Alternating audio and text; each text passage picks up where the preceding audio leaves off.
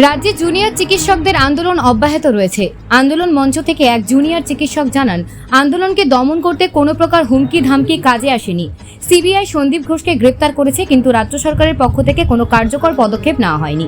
যাদের সাসপেন্ড করা হয়েছে তাদের সাসপেনশন সংক্রান্ত কারণ এখনো পরিষ্কার করা হয়নি।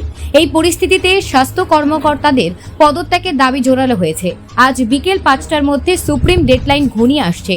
অন্যদিকে জুনিয়র চিকিৎসকদের 5 দফার দাবি পূরণ না হওয়া পর্যন্ত তাদের আন্দোলন অব্যাহত থাকবে।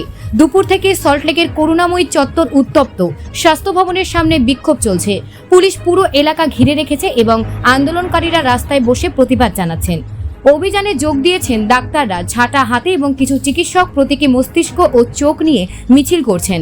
তাদের দাবি, স্বাস্থ্য ভবনের নেতৃত্বে পরিবর্তন অপরিহার্য।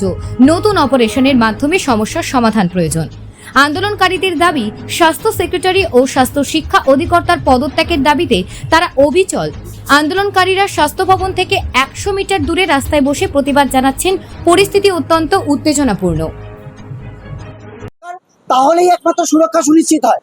কেবলমাত্র পুলিশ আর সিসিটিভি দিয়ে রোগী সুরক্ষা সুনিশ্চিত করা যায় না। তাহলে 1 মাস আগেও এবং আমরা যদি আজকে কর্মবিরতি তুলেও নিই, তারপরে দাঁড়িয়েও যে রোগীর ভোগান্তি হবে তার দায় স্বাস্থ্য ভবন কেন নেবে না? এই প্রশ্নটাও তাকে জিজ্ঞাসা করুন। স্বাস্থ্যমন্ত্রীকে এই প্রশ্নের দায় নিতে হবে। আজকে বলা হচ্ছে যে আমরা যদি জনবিরোধী হই, তাহলে আজকে আমরা গিয়ে দাঁড়িয়ে এত জায়গায় আপনারা দেখেছেন যে আমরা অভয়া ক্লিনিক করতাম না। আমরা যদি জনবিরোধী হতাম তাহলে জনতার আদালত বসাতাম না। আপনারা খুব ভালো করে জানেন, গতকাল আমরা এই জনতার আদালত যে বসিয়েছিলাম, সেখানে সাধারণ মানুষের অকুণ্ঠ সমর্থন পেয়েছিলাম এবং তারা বারবার বলে গেছে যে যে আপনারা আন্দোলনটা চালিয়ে যান।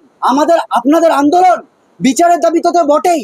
আমরা যে রোগী পরিষেবা পেতে এতদিন ধরে ভুক্তভোগী হয়েছি, স্বাস্থ্য ভবনে যে দুর্নীতি, সেইগুলো যে আপনারা সামনে আনতে পেরেছেন, সেটাকেও সামনে নিয়ে আন্দোলনকে এগিয়ে নিয়ে যাওয়ার দায় কিন্তু সাধারণ মানুষ আমাদের উপর দিয়েছেন। এটুকুই বলতে চাই।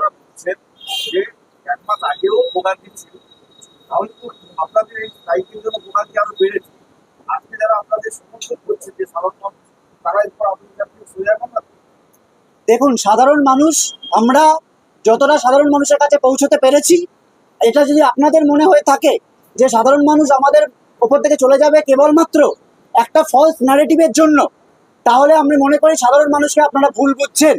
সাধারণ মানুষ যেভাবে আমাদের পাশে এসে দাঁড়াচ্ছে, এটা কিন্তু এখনো একথাই স্পষ্ট করে। সেই পয়সা আমরা বুঝতে পারছি। আমাদের কাছে প্রত্যেকদিন রোগীরা আসছেন। আমরা যে প্রোটেস্ট মঞ্চ, এই যে ধর্ণা মঞ্চ করে বসে রয়েছি, এবং আমাদের এখানে যে রোগীরা পরিষেবা পাচ্ছেন, তারা রোগী পরিষেবা নিচ্ছেন এবং আমাদের কাছে এসে আপনারা যদি প্রেস মাইকে বলে যাচ্ছেন, সেই খবরগুলো প্লিজ আপনারা করুন যে আমরা রোগী পরিষেবা পাচ্ছি এবং আপনারা এই যে আন্দোলন করছেন তার প্রতি আমাদের পূর্ণ সমর্থন রয়েছে। সাধারণ গণমানুষের প্রতি আমাদের এই ভরসাটুকু কিন্তু এখনো রয়েছে যে তারা আমাদের পাশে এভাবেই থাকবে। আপনারা বলছেন যে রাজ্য সরকারের যিনি আইনজীবী মিসগাইড করেছেন, আগামী দিনে বড়দের হিয়ারিং হবে, এটাকে কমপ্লিট করতে আপনারা কি করবেন? সেটা আমাদের যে আইনজীবীদের, আমাদের যে আইনজীবী আছে তার সাথে আমরা কথা বলছি। এই পার্টটা তার কাছে আমরা রাখবো।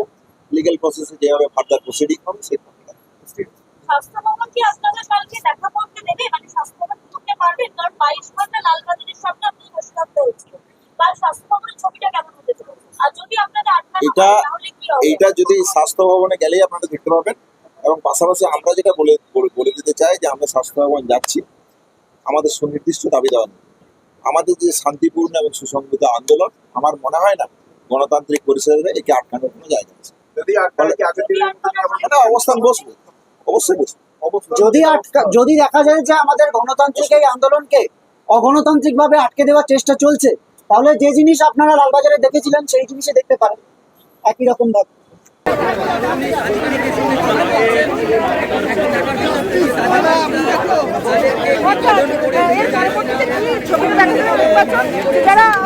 এইদিকে একটু ঘোরাবে, এইদিকে ঘোরান।